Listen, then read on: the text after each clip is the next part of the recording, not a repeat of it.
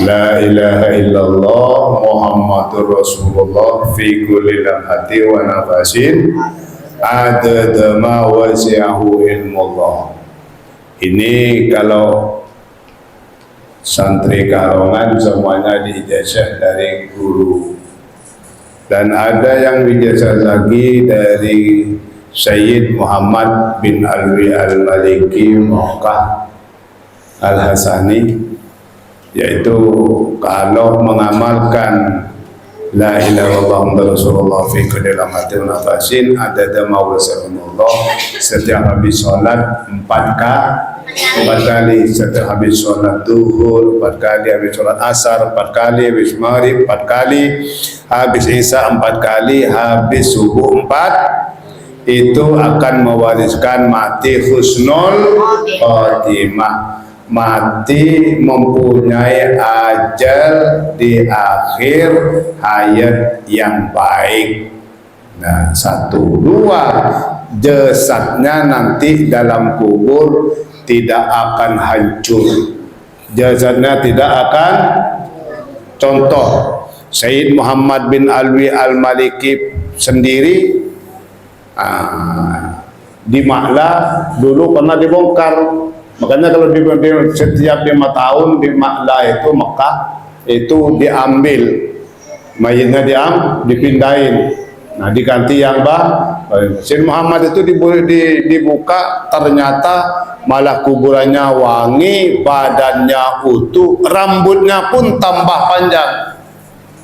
Sayyid Muhammad Al-Maliki itu orang sangat ganteng, luar biasa, dan se-Indonesia itu nggak ada. Se-Indonesia itu cari lebih ganteng daripada Sayyid Muhammad itu nggak ketemu. Kalau ingin tahu tuh fotonya di situ tuh ada. Dan juga yang di Al-Mena, jadi, nah itu mana Al-Mena itu di kalender di belakang tuh fotonya Sayyid Muhammad bin Alwi Al-Maliki, sangat luar biasa. Bahkan dulu waktu hadir ke pondok saya, guru saya Ki Alaimi Muhammad itu sampai menangis, ingat ke Gusti Kanjeng Nabi Muhammad sallallahu alaihi wasallam, kayak Kanjeng Nabi katanya. Masya Allah. Allahumma shalli ala Sayyidina Muhammad. Nah, jadi jangan pernah lupa, kalau di sini tetap dibaca setiap waktu, dibaca. Jadi ibu-ibu yang nggak sempat ke sini di rumah dibaca. Setelah habis sholat baca la ilaha illallah Muhammadur Rasulullah fi kulli lamhati wa nafasin adada ma wasi'ahu ilmullah. 4 kali setelah habis sholat. 1, bakal mati husnul khotimah. 2, jasadnya nanti tidak akan hancur dan tidak akan dimakan oleh binatang-binatang tanah. Dan saya udah kirim di grup, sudah dikirim di grup. Nah, kita ini semuanya sama, cuma nunggu waktunya saja, nunggu waktunya. Nggak bakalan lama lagi, apalagi yang sudah umur 40, apalagi 50, 60, tinggal nunggu hari, tinggal nunggu. Kayak Pak Ahmad Hari ini udah umurnya udah 60 lebih.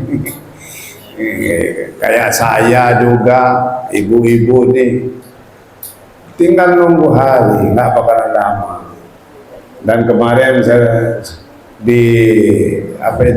sering saya sampaikan bahwa kaki kita pada umur 40, kaki kita sudah masuk ke kubur 1. Nah, kaki kiri kita ini sudah masuk ke kubur 1, tinggal 1 lagi. Masya Allah.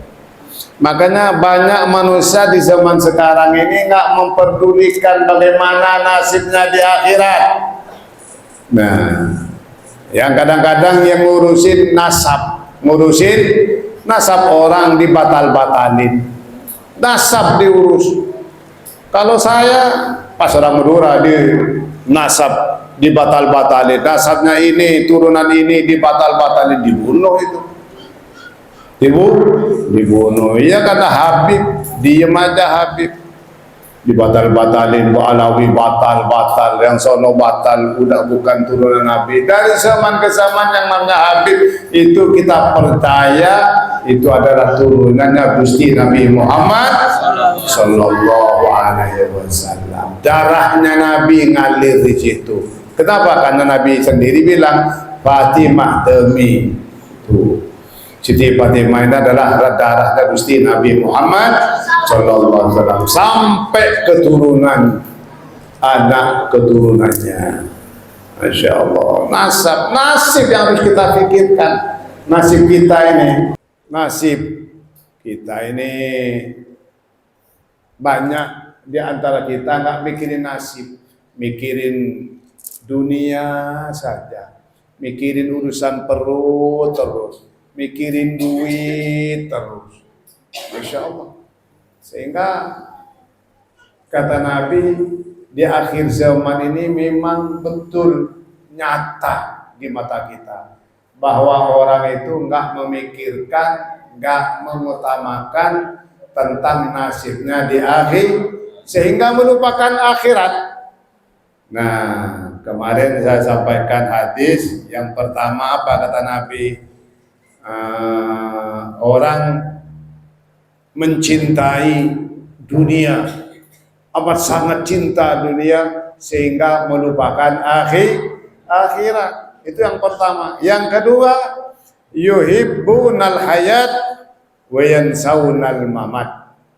Cinta kehidupan, hanya kehidupan dunia yang dicintai dan melupakan kubur. Yuhibbunal hayat wa yansaunal mamat. Cinta kehidupan dunia tapi lupa tentang kematian. Di dunia ini yang dikejar-kejar dunia. Takut nggak makan, pingin punya mobil, pingin punya rumah bagus, pingin duitnya banyak. Itu yang kedua. Yang ketiga, yuhibbunal qusur wa yansaunal kubur. Lebih cinta rumah dunia daripada rumah di akhir. Lebih cinta kusur yaitu istananya di dunia tapi melupakan kubur. Bahwa kita ini sebentar lagi bakal masuk ke dalam kubur. Ngapain terlalu memikirkan dunia, memikirkan rumah gede-gedean, rumah bagus-bagusan, padahal pasti kita pulang kepada rumah yang hanya 2 meter kali 60 cm atau 70 cm kali 180 cm. 60 kali berapa? Atau 70, ada yang sampai 70 cm kali 180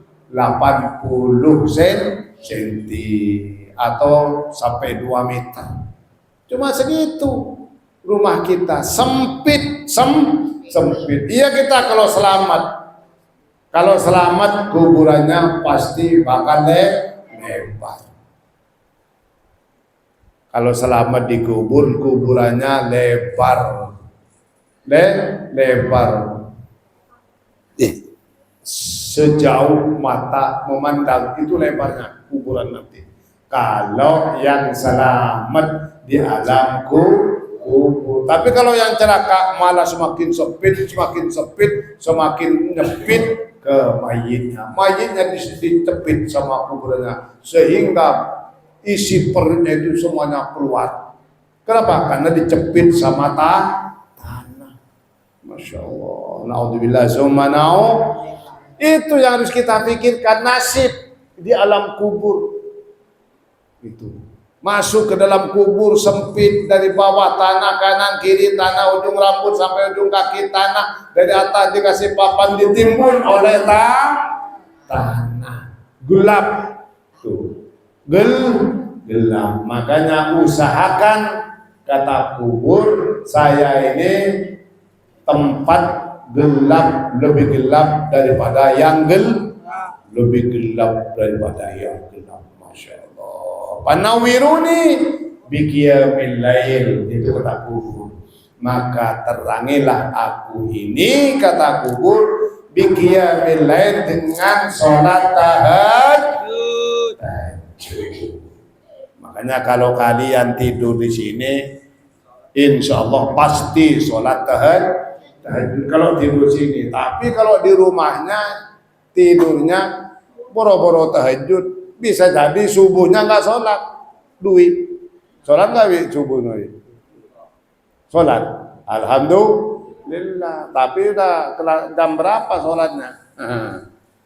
Sholat tahajud.